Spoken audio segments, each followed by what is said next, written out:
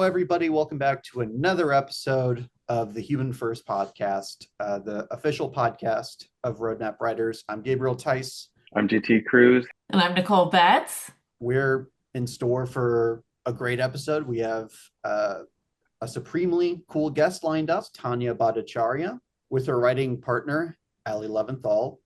Tawnya is developing a new legal drama at ABC called The Advocate. So Tawnya and Ali were also writers and co-executive producers of Netflix's My Life with the Walter Boys and Peacock's Bel Air, of course, the reboot of The Fresh Prince, that I actually have a small connection to. That small connection just being I didn't go to high school with You went to Bel Air once in your life? In another lifetime, I went to Bel Air. Yeah, no, I had mutual friends with one of the actors who is playing Carlton in the show, if I'm not mistaken. Ooh. In addition to her writing credits, Tawnya is also the founder and the owner of the TV and feature writing school Script Anatomy. So we'll get to chat with her about teaching writers, which is something we do here at Roadmap, and hear about how that's enriched her own experience as a writer. Our guest is about to join, and we're going to have a really fun conversation. But before that, we have to hear a quick word from our sponsor, who is us, Roadmap Writers. So stay tuned, and we'll be right back after these messages.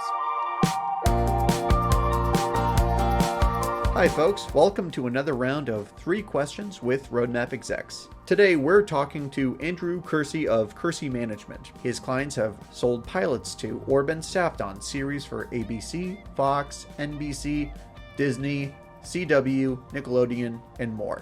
What impresses you most about a screenplay? I would say voice. Voice is what really jumps out at me when I read scripts. It's sometimes intangible to describe exactly what voice is, but writers who've been working on their craft for some time, they're going to develop style, a voice, a way they write dialogue, characters, sort of this cumulative impact of sort of the execution that comes from within the writer. So for a jaded reader like me, I've been doing this a long time, voice is still what always jumps out at me. What's reoccurring advice that you give to writers? Be open when it comes to rewrites. One way I have always approached screenwriting and screenwriting development is viewing a script as a living, breathing organism, and it really is always growing and changing from concept stage to the day it's actually released in a theater or on a platform. What's your favorite thing about working with Roadmap Writers? I'm always impressed with how prepared writers are by the time Joey and Roadmap brings the writers and is ready to sort of introduce them to the industry, let's say.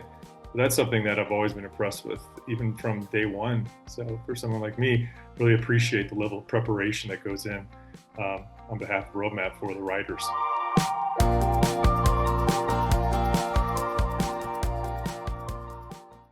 So again, a big thank you, Tawnya, for joining us. Oh, thank you guys for having me.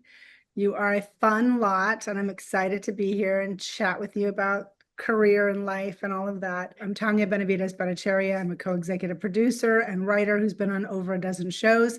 Some of my favorites have not made it to air, and I'm currently developing, and I'm sure we'll get into that, and I'm the founder and CEO of TV and feature writing school Script Anatomy. Yeah, so speaking of what you're developing, around the time that we reached out to you to come on the podcast, Deadline announced a legal drama that you're developing with ABC. Is there anything that you want to get into that with? Yeah, well, I mean, I'm so excited. I mean, I guess it's always helpful for writers who are aspiring and even writers who are like starting out in the business to hear. So I want to start with a down, because it will be inspiring to know that there's always going to be downs to have an up. So my writing partner, because I have a writing partner, Ali Levanthol, we work on everything together. We were counting all the pitches that we had that have not sold, which was like tequila shot worthy, but it was like 8 pitches. And then we sold this one, and the journey of that was basically we got a new agent. I think we didn't have an agent for a while when we were on like season 2 of My Life with the Walter Boys because our agent had moved from UTA to another management company to become a manager. And so the new agent was somebody that we had met back in the day. I'm going to give you a lot of information in this one answer.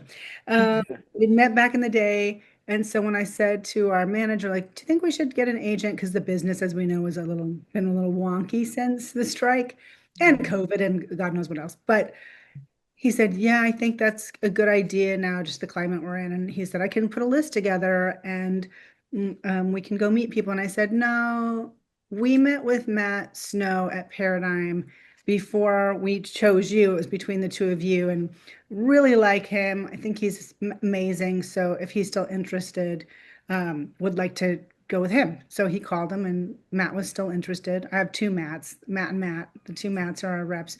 And Matt Snow read some of the work that he had not read since the last time that we had met. And one of the things that he read was this script, which was a spec script. So The Advocate was a spec. And then we had a pitch for it as well.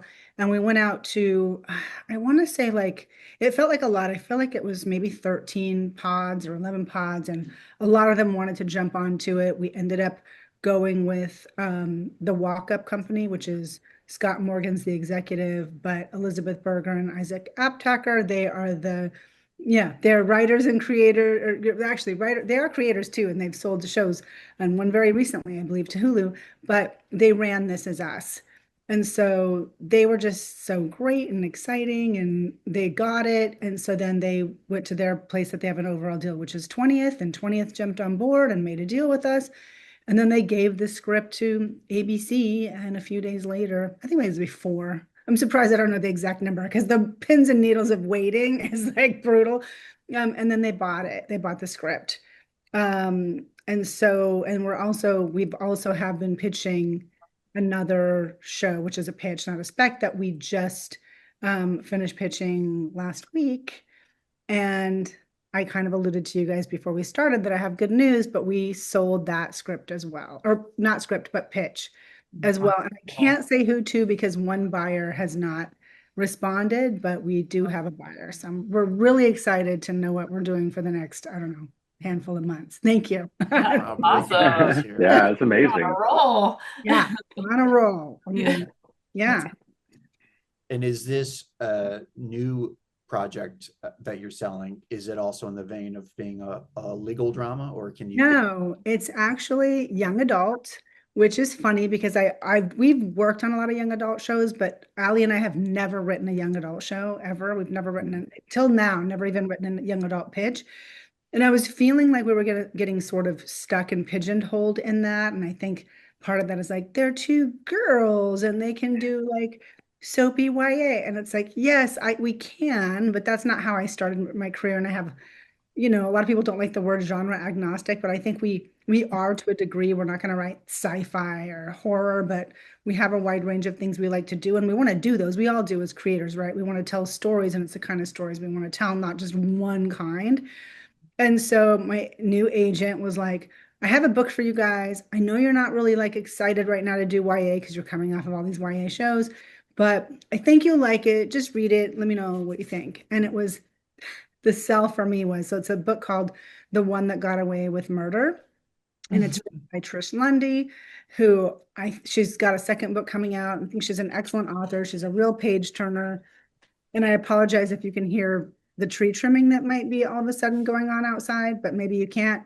But anyway, we read the book, and I think it was last December. We read the book and then we met with the author. And I was like, yeah, okay, yeah, I want to do this because it's got some sort of propulsive aspect to it. I have a hard time with some of these teen shows that are just about the soap and the romance and the relationships and the friendships. I'm like, because there's nothing to like keep it propulsive. So this one has a really interesting murder mystery component, an investigative component to it. So that's why we said yes to it. And then Gaumont is our studio, and I can't say enough good things about them. I know you probably hear all kinds of bad things about people in development, and those stories are out there, but I feel very lucky with all the sorry guys about the barking, about all the great partners that we have right now in our lives. The bark was from Disco, my dog. My husband's going to come procure her so she can no longer make any noises. I can't hear her either, so. Yeah, Okay. I didn't hear anything, so you're good. I Okay. think we should have a pet count because I think Yeah. every guest so Has a far pet. has had a pet that's made their presence known while Oh, they're really? recording. Yeah, like a Yeah. cat strolling by or a dog running up. I mean, Nicole, you have a dog. I do, and a cat. And a cat. Oh, nice. Yeah. You didn't hear Disco bark? No, You didn't? Mhm. That's so strange. She's No. really right next to me. And she's like, oh. She does have a low gravelly smoker's bark, so that might be. it must be all the Marlboros that that Yeah. Disco's. I wanted to ask because I'm very curious about developing a show based on a book. Like, is there only one book so far, like in the series? Yeah. And so how do you see developing that? Like, are you going to stretch the book into just like one season, or are you going to try to get multiple seasons out of the one book? Or how do you see that working out? That is a great question. I think I'm trying to think of where we were going to stop, but I think we were going to do initially in our minds, we were going to do most of season 1 or all of it in the first season. But there's so many twists and turns. What we decided and what we ended up doing is just part of the book.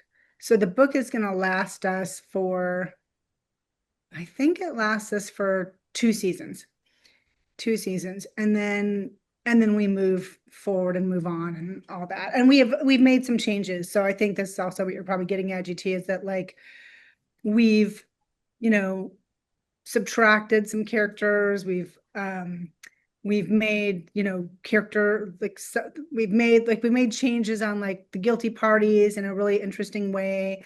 Yeah, and that's kind of like, I'm sure we've done some other things, but we've stretched some things out.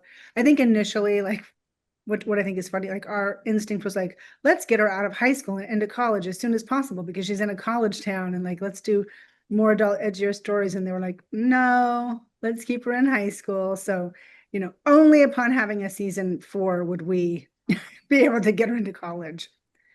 Is that an interesting creative challenge for you, having that not level of censorship per se, but that kind of ceiling as far as the explicit nature of what you can portray on screen and how to still maintain the suspense or the authenticity and Yeah, I mean, I things. think like it's going to be interesting because like when you pitch something, everyone's going to take a little bit of something different from the tone, I feel like.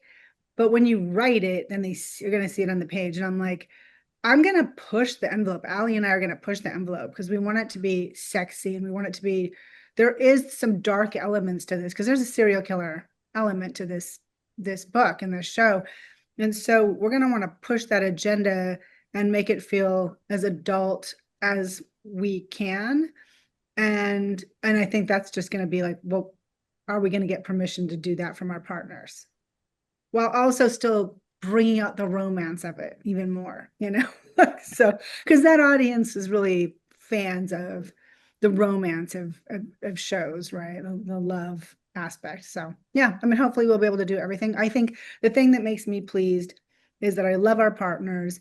I've become, like at one point I said to Ali, oh my God, we're like 36 months pregnant with this story.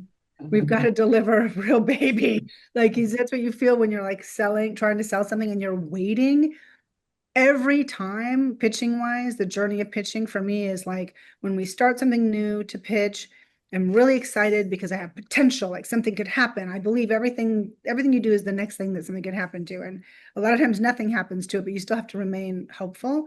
So I was like, oh, now I'm really into it, and you're developing it, and then you're making a deck, and you're making a leave behind deck, and you're, really getting excited about the story, and you're getting all the first the pod pitch meetings and the studio pitch meetings, and you're like, oh, it's still exciting because like what's going to happen?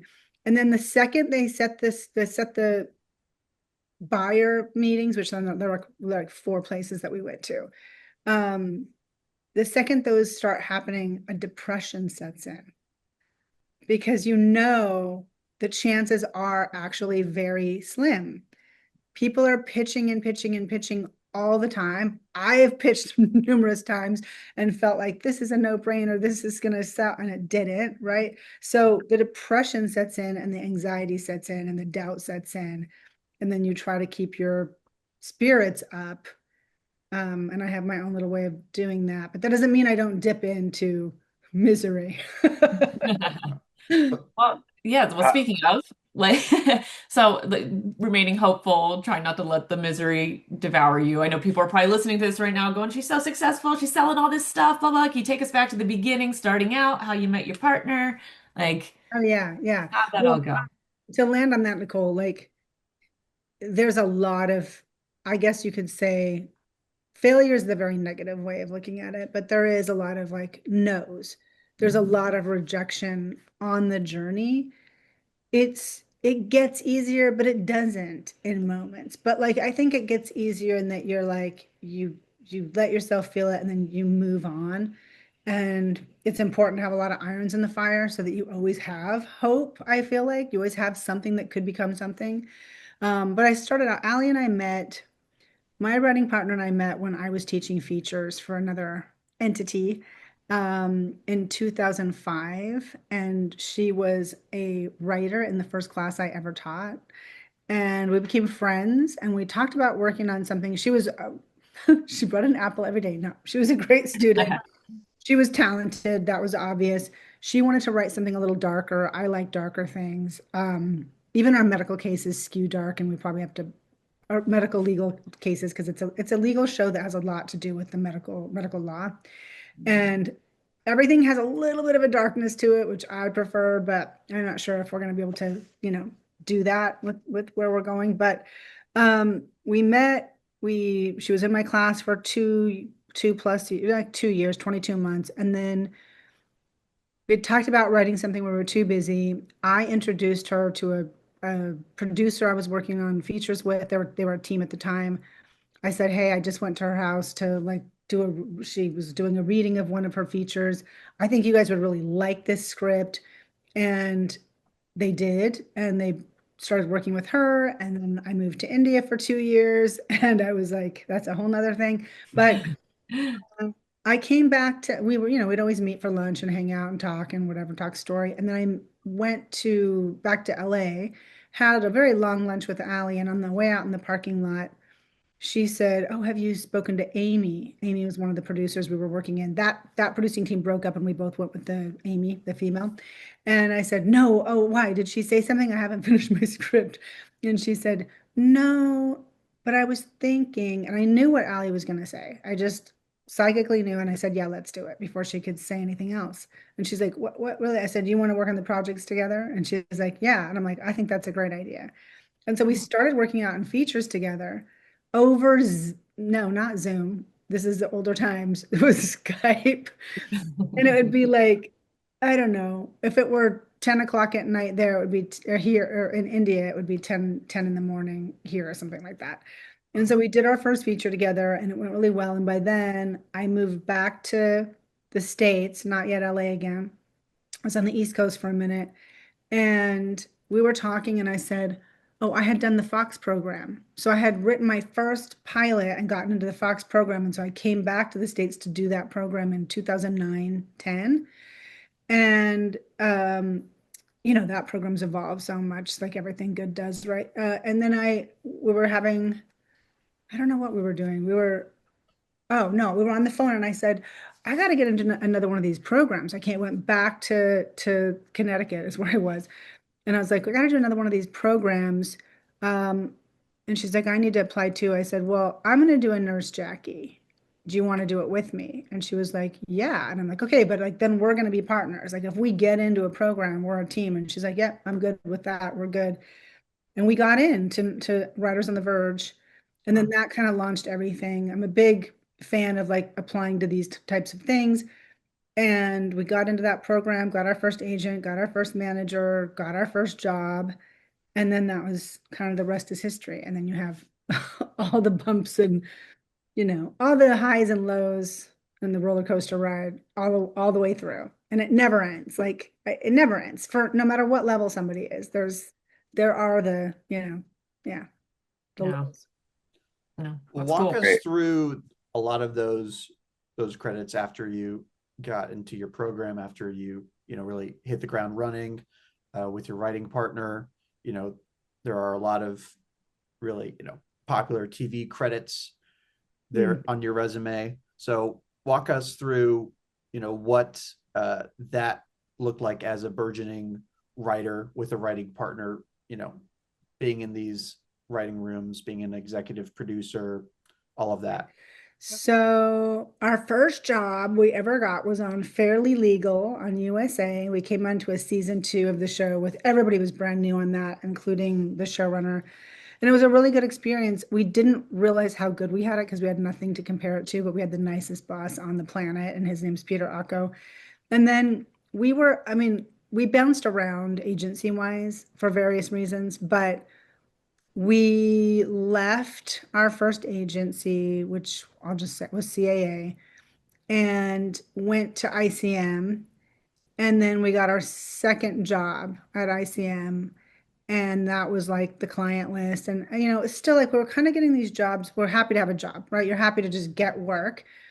But the whole way through, like, I always knew, like, but I want to do the kinds of things we want to do. And it's frustrating because people then start to judge you for the kinds of shows you're on, and you're like, but I didn't write that show, I didn't create that show, that isn't reflective of what I do. But then they expect that to be your work, and they go, oh, your guys' work is so different from the shows you've been in. I'm like, yeah, because I didn't create those shows, but we got like our first handful of jobs. Our agent, we were kind of getting frustrated by, I'm going to be really honest and candid, I felt sometimes like he wasn't, I didn't know if he wasn't trying hard or if he just, I don't know. I just felt like he wasn't getting us the kind of material we wanted to be on. So we took some time in 2015 to write like 4 new pieces, 2 features and it was 2 features, 1 pilot and 1 short story. I feel like we wrote 2 TV scripts, but I'm not sure now. And we wrote those things and they were all like more reflective of what we wanted to do, because we're like, well, maybe we don't have the kind of thing we want to do, because when you're in a program, they'll often choose what they want you to write. And I think you feel like, oh, I have to do that because they're the bot. It's a bad idea, because you have to know your brand and what you want to write, and what you're writing should be reflective of the kinds of shows you want to be on. And since that wasn't the case for us, we were getting on these shows that reflected the kind of material we had been chosen for us in the program and we wrote. So that's why we just took a minute and like wrote a bunch of new things. And then meanwhile, agent gets me too'd. We have no agent anymore.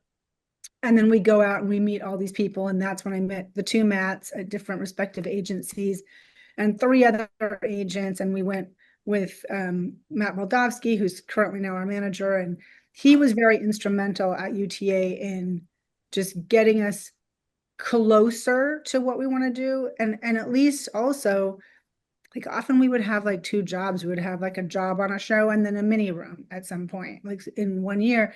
And he was building up, and he got us on 2 shows that reflected really more what we want to do, that didn't go, unfortunately. But Ginny and Georgia, A Million Little Things, Bel Air, My Life with the Walter Boys were all hit shows for streaming platforms too, which we had not yet worked on any streamers. So that was like a big deal. Like, he opened a lot of doors for us that way. And then the 2 shows that we didn't get to, one was an Apple show that took place in the music industry. It was the rise of like Fania records, Latin music, the rise of salsa music in like 60s Spanish Harlem.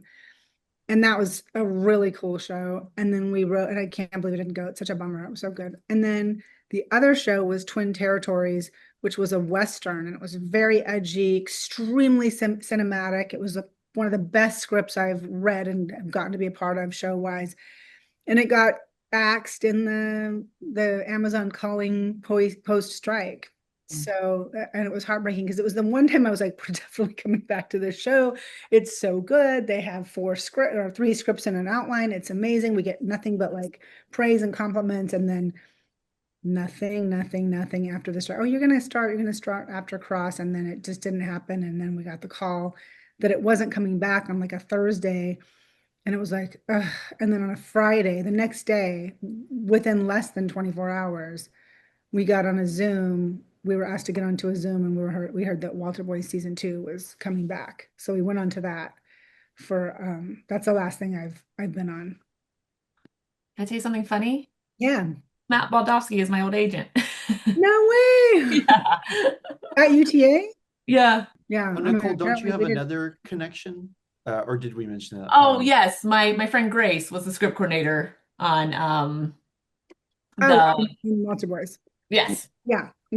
Grace is lovely. Yeah. Yeah, Grace I have a funny connection. yeah. Matt Baldowski was the assistant to one of the agents that I had, Oh, like Was Melissa that was Orton. that at ICM in early days? That was yes, Yeah. ICM 'Cause early he was days. on somebody's desk initially there, and Yeah, he was on my agent stuff. yeah. Well, since everybody's throwing around connections, I already brought this up in the intro, but I knew the actor who plays Carlton in Bel Air back in high school. He's so good. Yeah, when I heard that he was, that he got cast in the show and was headed for such success, I was like, that makes sense. Like, It makes sense. I mean, he was wonderful to write for. Like I mean, that whole cast was extremely, first of all, I don't know, maybe the best looking cast on any show I've ever seen in my life, Bel Air. But he was particularly one of my favorites to write for, and his flaws and personality and drug issues and jealousy and envy. It was just fun. And he's such a consummate professional and lovely. I mean, I really like him a lot. Loved working with him. Yeah. I do have a question about Bel Air, since Yeah. it is a reimagining of Fresh Prince. I can imagine that it's like that there's an intimidation factor with trying to take such a beloved like property and like reimagine it into something that's a bit more gritty. Can you talk about like some of the challenges like maybe the writers room faced in adapting that material? I mean, the creator of that show, was it Malcolm Morgan? Bowman? No, Malcolm Spellman didn't do it. It was Morgan, and I'm not sorry. I Oh, apologize. I'm not remembering his last name. But he wasn't on the season that I was on. He wasn't around then. I'm sure he was busy doing other things. But he had filmed, I don't know if you guys know that story. He had been driving under an underpass, I believe it was, or an overpass, and he was, for whatever reason, it just flashed in his head, like he had an idea of like what would the Fresh Prince of Bel Air be today. And so he went and shot it. He wrote something and shot it, and it was super edgy and dark and gritty, and he had reimagined all the characters in a very, very smart way. it And was like a YouTube short. Like he yeah, posted on YouTube, didn't he he? posted it on YouTube. I think Oh yeah, Wilson I do saw it. remember seeing that now. Now Yeah, that you and they mention it. pulled it, like they pulled it because it's Fresh Prince of Bel-. Yeah. But I mean, I wasn't around the first season when they were finding their sea legs with that show, but I think it was always meant to be a reimagining and an updating, and I think they did a great job of that. I think the challenge would be like if you weren't a major fan of that show who remembered every episode. Sometimes we would put Easter eggs in, and I'm gonna admit, I never really watched that show. Like I didn't really watch The Fresh Prince. So when they initially came to us and said, "We have a meeting for you on Fresh Prince," I was like, comedy? We're not comedy. We're like, no, it's going to be a reimagining. It's going to be a drama. Just watch it. I'll think you'll like it. And I did. I watched it and I thought it was really great. They did an amazing job. And I was also very like, I don't know if I want to do another YA show right now, but I felt like that was more of a family drama too. And then I met TJ and Rashid, who were our showrunners in season 2, and fell in love with them. And I was like, oh no, I really hope we get the job. Sometimes you're kind of like, I don't know. No, I don't think that's the climate. Now the climate is like, what do you got from, I'll take anything. But at that time, we were still on Walter Boy. So we asked out of that to get onto Bel Air. And they said no, but we'll drop them down to second position. And that ended up working out really well for us because then we were able to come back to season 2. Can you explain what that is for people who might not know second position? Oh, okay. So like um I was on a show originally which was Walter Boys, which means that's in first position. So that means it's the priority and my contracted work to them is the most important thing and making those deadlines is the most important thing. Like that's first position. And if I then go sell something, then that's in second position. And if I sell a third thing, that's in third position, kind of a thing. And I think I usually had known that to be more of a development thing, but I think because some streaming platforms take like 2+ years to come back for a second season, they were like, no, it might work out that they'll be able to come back if we put them in second position. So they let us drop down to second position so our first priority could be Bel Air. And if it had happened that we could come back to both of them, then I think there might have been a choice to be made. But it just all worked out, like timing wise, like, and it never does, guys. It never works out timing wise, ever, I feel like. But timing wise, it worked out for us to just jump right back into Walter Boys um, after the strike. And then I think Bel Air came back at some point later. I don't know. Yeah. I have a question about your dynamic with your writing partner. Are there things that like, oh, you lack here that she makes up for, or things that she lacks that you make up for, or like, do you prefer it Um, over writing solo? No, I definitely prefer writing solo, and I definitely like it's really nice to go through the business with somebody who is invested as you are at every stage, Mm. who feels the pain that you feel, who feels the glory and the excitement that you feel, that you can talk to, that you can close a door and go like, what I Yeah. mean? Yes. Like that, like who's a witness to everything that happens, and who also though can sometimes be like, no, and this is her, not me. No, I don't think that it was meant that way, or no, I don't think Mhm, he's mhm. mad about this. I think it's just that la la la. You know what I mean? Somebody who's like more of a voice of reason. I think if things get heated ever in situations that we've been in, which have been few, she shuts down, and then I go into really calm mode and can have a conversation and be very like that. And I think that might surprise people because I'm definitely emotional and very, I have my feelings, but I usually keep those to my writing partner, my husband, and my reps, and then like process all that so that I can come to the table, right? And I don't shut down over conflict, and definitely have dealt with many crazy or damaged or whatever, maybe just majorly stressed people. And so sometimes you have to deal with those things, and it's hard. It's not easy. And I think it's really hard for people that are, especially if they're afraid of confrontation, you know. I Yeah. want to expand on something that you alluded to earlier about having a process to get through those hard times that every person in this industry has to persevere to. The road that's paved with no's and just the unforeseen circumstances that can completely alter or impact our careers in ways that we couldn't anticipate or can't control, like the strikes or like the Palisades fires. So what is that process, as much as it is a process, or just what are those routines, or maybe they're those movies and shows that you love that you go to for inspiration? What does going through What's the that time self-care? going through, yeah, What's what's the this? self-care? Yeah, yeah. Oh my God. Well, there's never enough self-care, really. Like, no matter how much you do, it's like, I mean, I think like tennis is something that I've gone to, but I only do it like once a week.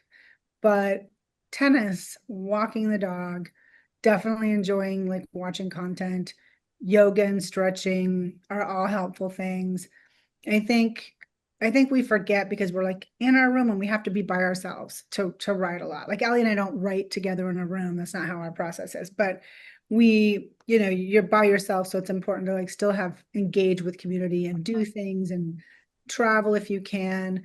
But I think for me, what helps me, and I kind of said this before, which is that I have to have a lot of irons in the fire so that I feel like if something dies, then I still have other possibilities. I think when you have like one thing, and a lot of writers do, and they are putting every egg in that one basket, the disappointment is so great because you've and it's always hard because you've spent months on it. It's like I was saying to Ali, like, even though we read the book in December and I think we started working the pitch out in January or February, then you do all the meetings, then you do the agent notes, and then you go to all the pods, and that's a whole thing. And then you land on your partner and you get your deal.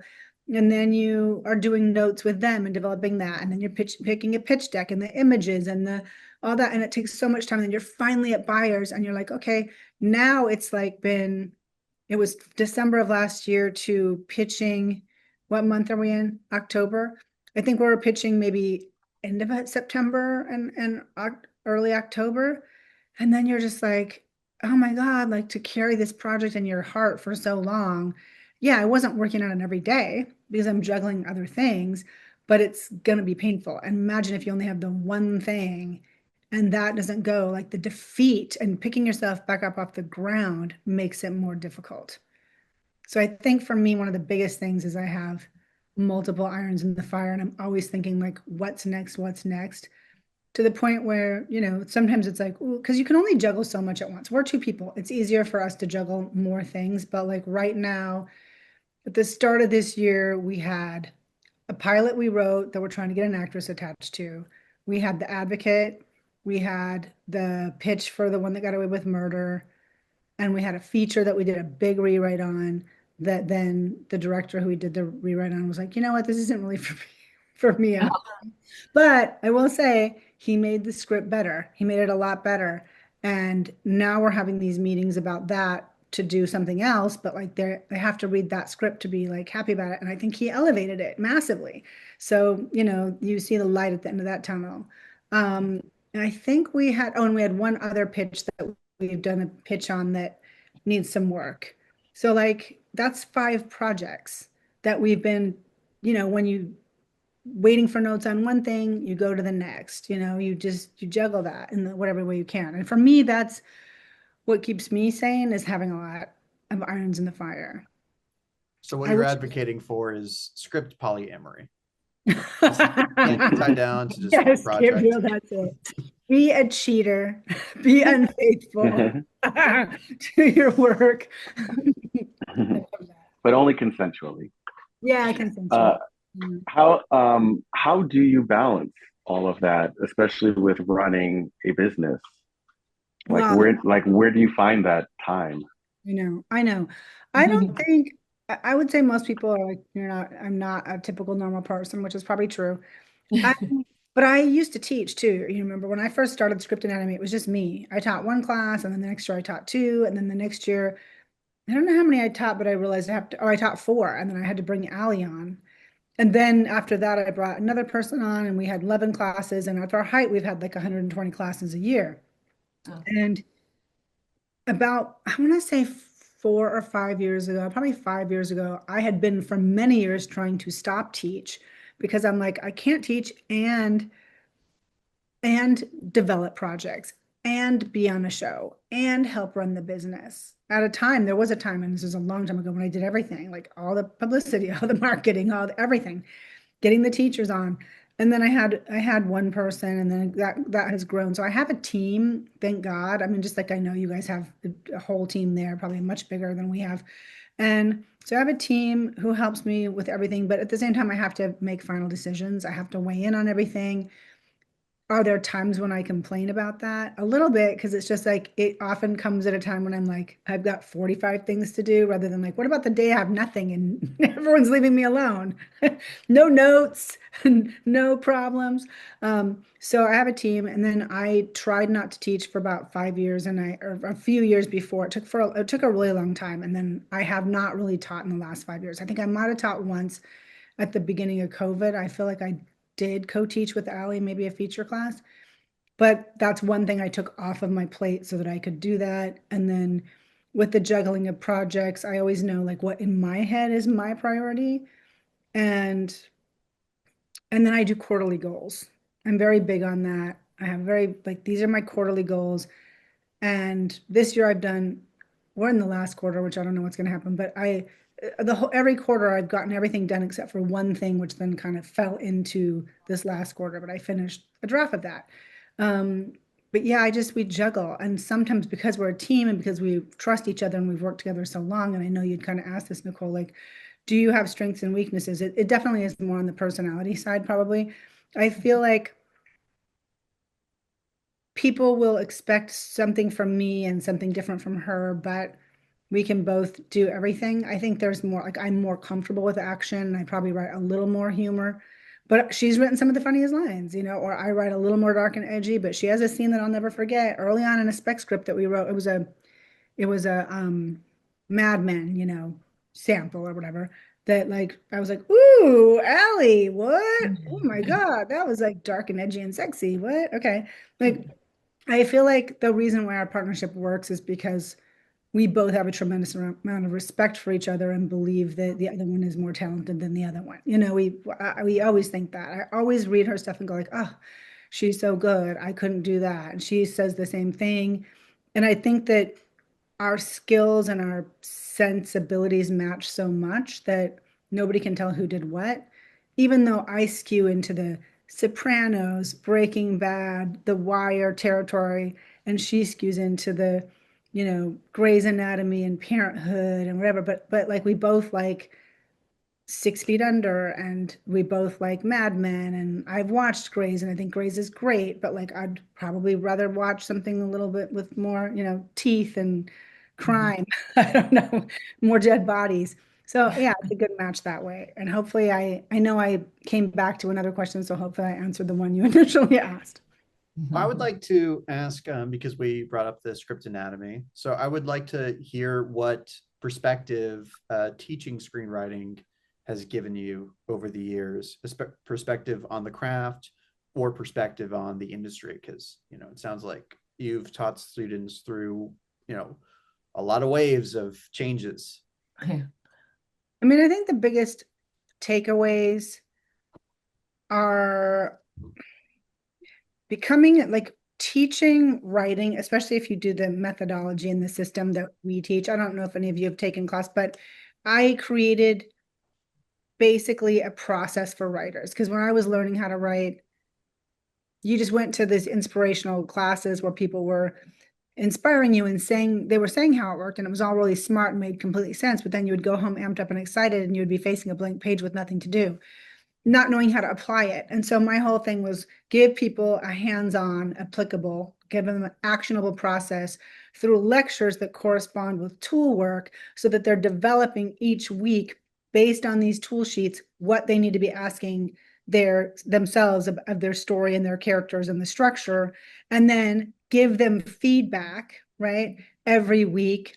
And because a lot of times in classes, I'll just talk about stuff on the day. No, our teachers have to read your material and think about it and pitch on it. And then you get notes from everything, concept through development. So my sense of what I've learned from just watching my own company and how the writers who come out of it are one, instructors become better writers by having to teach, because you can understand it fundamentally, but to have to teach it to somebody else and then help them do it makes you a better writer. It makes you understand it, makes it more deeply ingrained in you.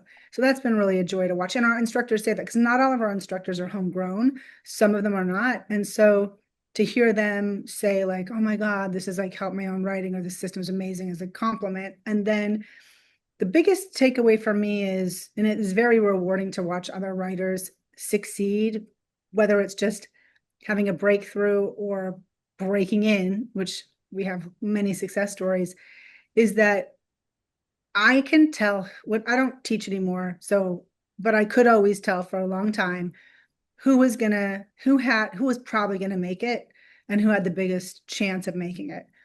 And it's always about the commitment to their writing and their craft and to getting better and tirelessly working towards that and building their portfolios and being in class and joining a writers group and just really leaning into the fact that, like, if you're going to be a surgeon or a professional athlete, you're going to go and show up to practice and you're going to do it all.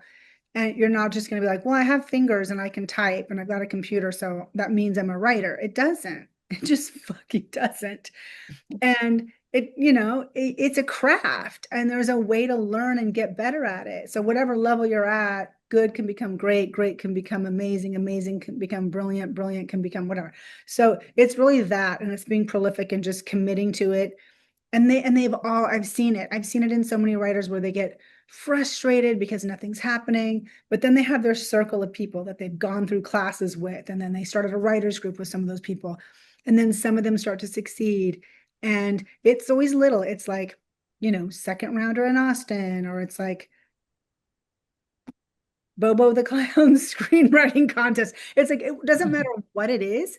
It could be a prestigious one or a little one, but just getting those little teeny accolades that you can then write at the bottom of your signature on your emails that you placed in all these things is showing people like other people have read your stuff and vetted you as being good, good enough, whatever, to get to the next thing. And I see those little things happening. And then for some people, I see it not happening. And then they're getting really frustrated, but they keep going. They keep going in the face of like being sad and upset and depressed because they're happy for their friends. But come on, nothing's happening for me. So it's hard, it's hard to keep being happy when you see somebody else. You're glad, but you're also like questioning your own self. So the people that keep going and then they start to get those little things happening. I'm like, you're there. You don't know when the next thing is going to be. You don't know when you're going to get the one thing that changes everything, but you just have to keep doing it. And you have to believe that. And you have to not have the fear of like, which a lot of people have, like, what about my bills? What about this? What about that? Or I work a job. Well, I worked a job too when I was starting out, or how do you do it's like you make the time commitment, you treat it like a job. What I did was I'm going to write 10 hours a week. And it took me a long time to get to 10 hours. Sometimes I could only do 5 or 6. And then I got to 7 and 8. Then I just kept building that up until about the time that I was doing like 30 to 40 hours. And it wasn't consistent and within that range. It was somewhere in there. Things really started happening. And it was a lot of stuff that just didn't matter. You know what I mean? Like, but it does matter. It would be stuff like, oh, I placed in this thing, and I really never did a lot of contests and stuff, but I did those programs. But it would be like, I got an option from somebody that then was crazy. But at the time, I still got the option, you know what I mean? Or I got an assignment or whatever, but it was little pay, feature writing assignment for, very low money. But it's those things where you just go like, those are the little things that tell you you're on the right path. But it takes a while sometimes for those things to happen. Yeah, I love what you said about comparing it to like, being a surgeon or being like an athlete. Because I would tell my friends who were writers, but like they're the kind of writers that like only write when they're like inspired or like they feel like they want to do something. And I'm like, this is like you wouldn't just run a triathlon, without training first. Like, so if somebody like wants to hire you for a feature script, like that's the triathlon. Like you need to train for that. You can't just, start running and, get to mile 5 and then just hope that you can keep going. Because you're going to collapse. Yeah, You're gonna exactly. finish it. And But collapse, that's get burned out. a great example. Oh, sorry, Gabriel. I was just going off of what GT was saying, that pacing yourself is one of the most undervalued skills that a lot of emerging writers have. It's something where they either have this hustle, like grind set. They're just gonna write and write and write. They're just gonna like power through and kind of neglect those things in their personal lives that'll keep them stable. Or they'll treat it like a hobby and then tell themselves, well, when it becomes when I start getting paid to do this, then I'll treat it like a profession. Then yeah, exactly. Yeah, no, pacing yourself, the stamina, that's so key. Yeah, I burnt myself out like when I was first starting out, like so many times, because it was just like I would just go, and then once I was done, like I was just like I don't even want to look at a computer screen anymore. You guys are making such great points, because how you practice and how you show up every day is how you're going to perform. And so many writers, like you're saying, both of you, they'll be like, well, when I get the job, well, when I whatever. And no, I've seen people fail and not get their second job because they were not behaving and performing in the way that they were going to in the future. You have to be doing that now. And you have to be able to not wait for inspiration, because in television you do it. You have 5 days to write a script, or 4. Sometimes if you're really lucky, you get the full 2 weeks. And there is no like freak out and inspiration and what am I going to do? You have to deliver. And so you practice the delivery by sitting at your desk and writing every day and committing to it. And then you get better at it. You get better at story. You get better at figuring out the problems the more you cycle through something, which is why I said earlier, like people get stuck on that one script and making that one script the greatest. There's so much pressure on it that they can't even sit down to write. That's bad. And then sanity, like you do have to step back sometimes and input, because your output, creative brain, you got to be reading, listening to podcasts, watching things, looking at the paper, watching movies, and then like doing nothing that has to do with it. Whether that's a staycation at home, which I did this summer for like 10 days. And it was kind of weird because I was like, oh, I don't know. I'm not used to not sitting at my desk. Because I was really working very hard this year, knowing how bad the climate was. I was like, I have to grind really hard. But then, I'd take a day here, a day there, but I took 10 days and I was like, I'm just gonna like lounge outside and hang out and read my books. And it was hard. I made that commitment to just do it, because you do have to like reset and rest. I think this is a good time to start wrapping up. That's a perfect note to go out on. But I'm going to ask you, Tawnya, what I always ask as the final question to our guests. What's the movie, TV show, work of literature, comic book strip, meme, whatever it is that made you want to get into this business? Oh, okay. Well, this reminds me that I did not answer one of your previous questions, which is like, what do you do in the comfort times, when I said, oh, I play tennis and whatever. But the comfort movies for me that I always watch are Hand That Rocks the Cradle, What Lies Beneath, Fatal Attraction, Unfaithful. Like I can watch those over and over and over and over again. Most movies I can't, except for The Heat with Sandra Bullock and right, I can watch that one. Melissa McCarthy, but most of them are darker, like sort of things like that. I think like the book that made me go like, ooh, story, and I want to be this good, and that's a bar that's really high, that's maybe unreachable, is Donna Tartt's The Secret History. And the shows that made me want to write for television, that made me think like, ooh, this is exciting and fun, were Sex and the City, Sopranos, and 6 Feet Under. But when Big Love came on, that's when I thought I could do it. And you might wonder why, but it's because my husband writes subculture stories. He's a journalist, and he had written many, journalistic articles about fundamentalist Mormons. And he had done he's English, so he did a documentary for Channel 4. And then he wrote a book called Secrets and Wives. And I was there for that whole process and would visit him. He was gone for like a year, most of the year. He was just gone back and forth, back and forth. And I spent time in that community, and I knew a lot of information about that community, about that world.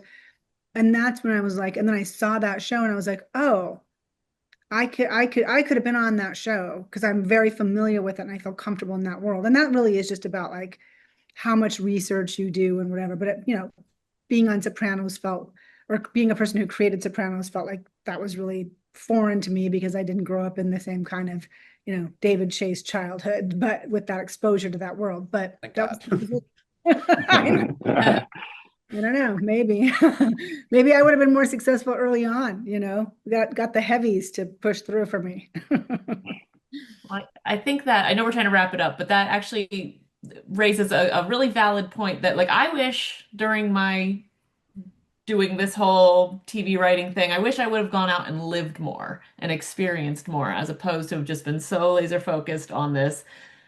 Just what you just reminded me of, like you knew so much because you went to the community and you experienced it and you lived, it's so hard to like be creative when you're like, what do I write about? I haven't experienced anything. So Yeah. Well, it's also like when you're coming up, we're all struggling and poor for the most part. exactly that too, yes. Wealthy family. So it's hard to be like, I'm just going to backpack through Europe, or I'm going to go live in Italy for a year and experience this life. It's like, I would like to do that, you know.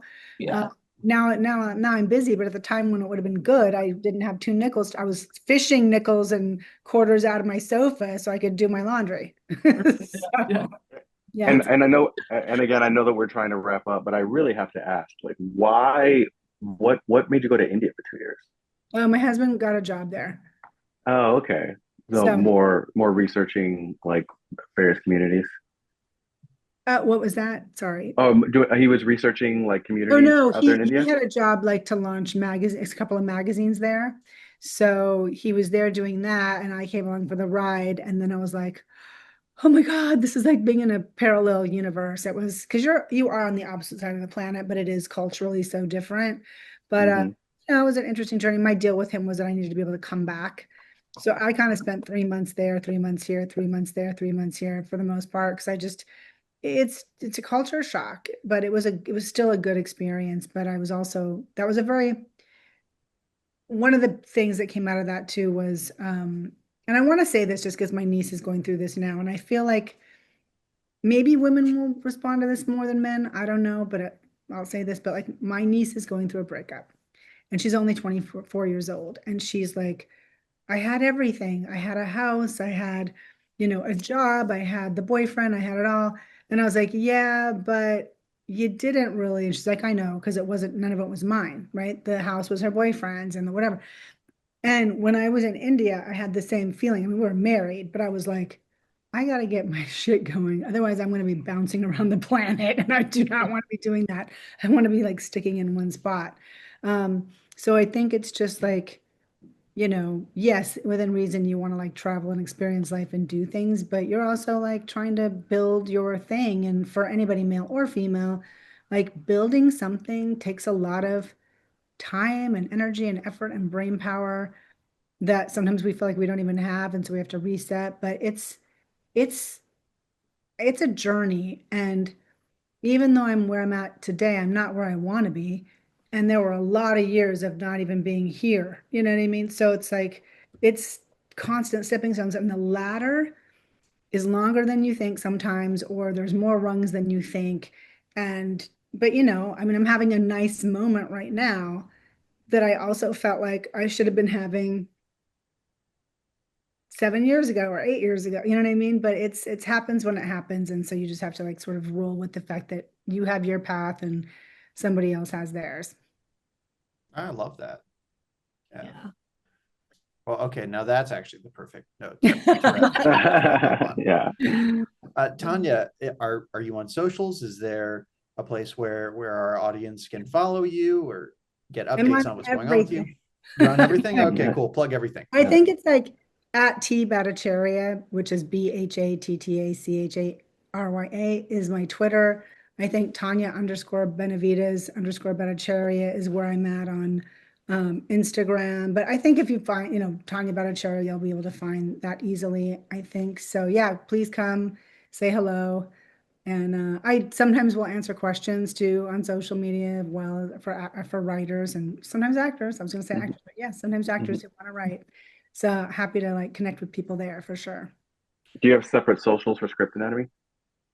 Yeah, Script Anatomy is I think at script_anatomy, S and A are capitalized, and then we're on all the things as well there. Mhm. So yeah, find us there, especially on Instagram. We do a lot of like content as well as videos with myself or some of the other instructors that have tips sometimes, and yeah, come join the community. I feel like you're the Yeah, first cool. guest we've had who when we ask them for their socials, they're not just like, oh, I have an Instagram, like I think, but I don't use it anymore.